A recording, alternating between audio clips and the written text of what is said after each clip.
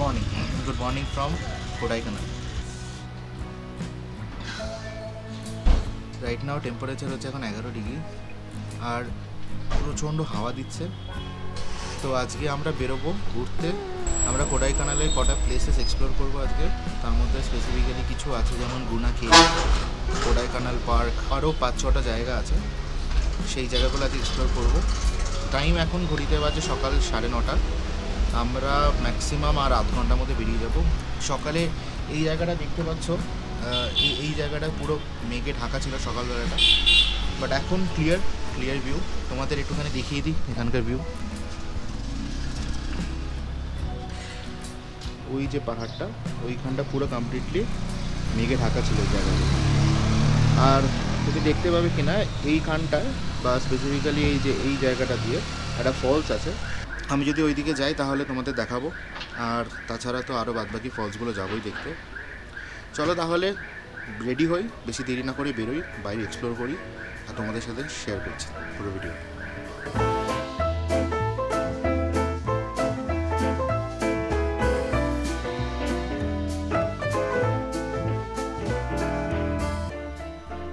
তো এটা হচ্ছে কোডাইকানাল লেক, যেটা আমরা প্ল্যান করছি আসবো আজকেই, কিন্তু বিকেলের দিকে আসবো 4-5টা নাগাদ। কভার করতে অনেকটা টাইম লাগে, but it looks very beautiful. আমরা এখন যাচ্ছি ভ্যাটাকানাল ফলস, যেটা নাকি আমরা যে হোটেলে রয়েছি সেই হোটেল থেকে 7 কিলোমিটার মতো ছিল, আর এখন আর 4.5 কিলোমিটার মতো বাকি। রাস্তাটা খুবই খারাপ, কালকেও যেমন বলছিলাম রাস্তা খুবই খারাপ। আমি দেখেছি সিকিমের রাস্তা এর থেকে ফার বেটার। দার্জিলিংয়ের রাস্তা, নর্থ বেঙ্গলের রাস্তা তো ভালোই, কিন্তু সিকিমের রাস্তা ফার বেটার। ওটা তো এত উঁচুতে। তো এটা হচ্ছে আপার লেক ভিউ পয়েন্ট। ওই যেটা দেখতে পাচ্ছ গোপ্রোতে, জানি না আসছে কিনা, সেটা হচ্ছে কোডাইকানাল লেক। এটা এখান থেকে পুরোটা দেখা যায়। এই যে রাস্তাটা দেখতে পাচ্ছ, এই একটা রাস্তা দেখতে পাচ্ছ, এটাতে তুমি ঘুরতে পারবে, you can walk around. And this is our bike, এখন রয়েছে এখানে।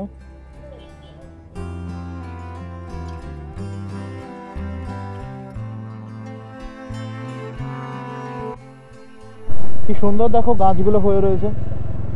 ঠান্ডার জন্য অনেক গাছ শুকিয়ে গেছে, বেশিরভাগ গাছ।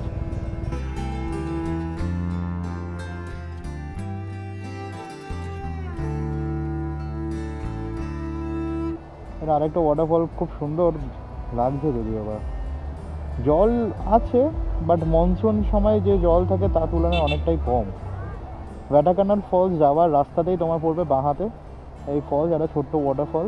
ভ্যাটাকানাল ফলসটা অনেকটাই নিচে, মানে তুমি যেখানে গাড়ি পার্ক করবে তার থেকেও তোমাকে অনেকটা হেঁটে যেতে হবে।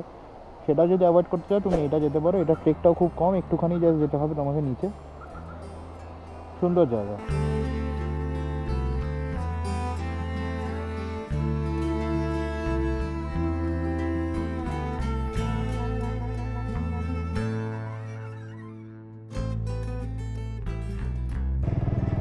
সামনে একটা ওয়াটারফল, একটা ছোট্ট ওয়াটারফল আছে, এখানেও নামা যায় না মনে হয়।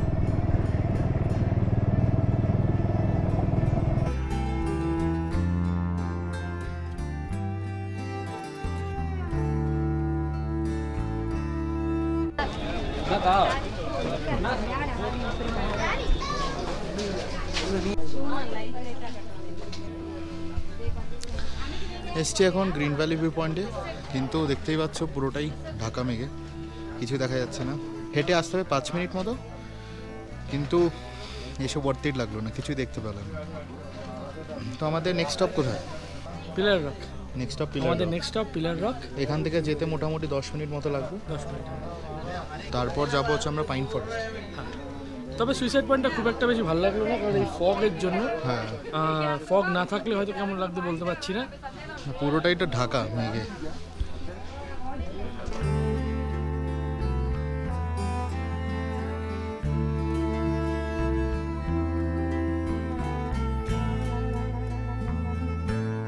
বেরিয়ে গেলাম গ্রিন ভ্যালি ভিউ পয়েন্ট থেকে। আর এখানে দেখো প্রচুর ঘোড়া দাঁড়িয়ে আছে, এইগুলো দিয়ে তোমরা ঘুরতেও পারবে। গ্রিন ভ্যালি ভিউ পয়েন্টে এসে কিছু হলো না হলো দুটো জিনিস কেনা হয়েছে, একটা কাড়া আর একটা আংটি। আর এখানে দেখতে পাচ্ছ যে গল্ফ কোর্স, এটা সেরকম কিছু নেই দেখার মতো আর এখানে, কারণ পুরোটাই এখনও ঢাকা মেঘে। আর বাইক, এখানে একটা বাইক আর ওইদিকে আরেকটা আছে ওইদিকে। এমনিতেই টাইম কটা বাজে এখন? 3টে।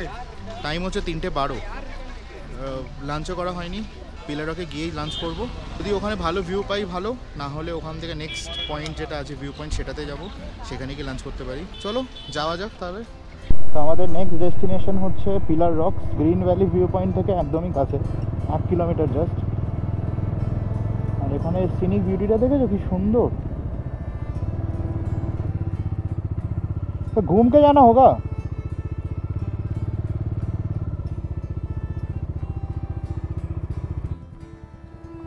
তো আমাদেরকে ঘুরে যেতে হবে, ঘুরে যাওয়ার জন্য দেখাচ্ছে 15 কিলোমিটার, যেটা লাগবে 47 মিনিট। এটা হলো কোডাইকানালের রোজ গার্ডেন, বাট আমরা এখানে দাঁড়াচ্ছি না কারণ আমাদের কাছে টাইম খুবই কম। 4টের মধ্যে ময়ের পয়েন্ট বন্ধ হয়ে যায়, আমাদের সেখানে যেতে হবে। আর এটা হচ্ছে observatory museum, solar observatory museum. এটা খুব সুন্দর, কিন্তু এটাও আমাদেরকে আনফর্চুনেটলি স্কিপ করতে হবে। ময়ের পয়েন্ট এখান থেকে আরও 5 কিলোমিটার, ইটিএ দেখা যায় 357, বাট ওটা 4টের সময় বন্ধ হয়ে যায়। জানি না যে আদৌ ঢুকতে পারবো কি না, বাট স্টিল চেষ্টা করছি যাতে কোনোভাবে ঢুকতে পারি।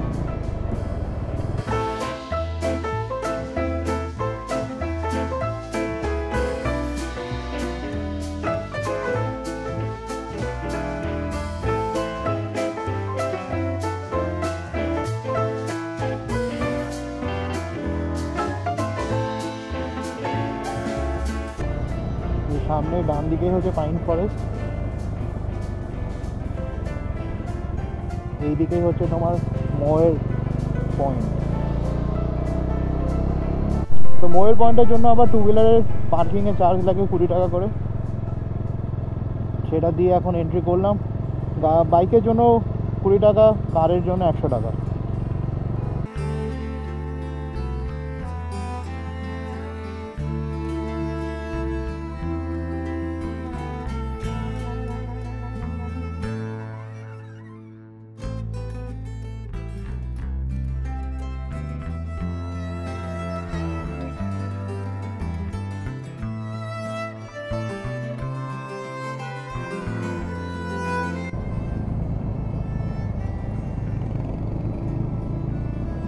This is a part of the golf club, মানে এটা গল্ফ ক্লাবেরই পার্ট।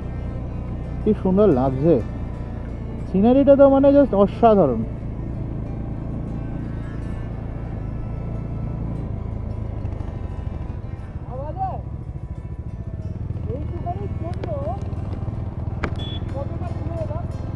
সত্যিকারে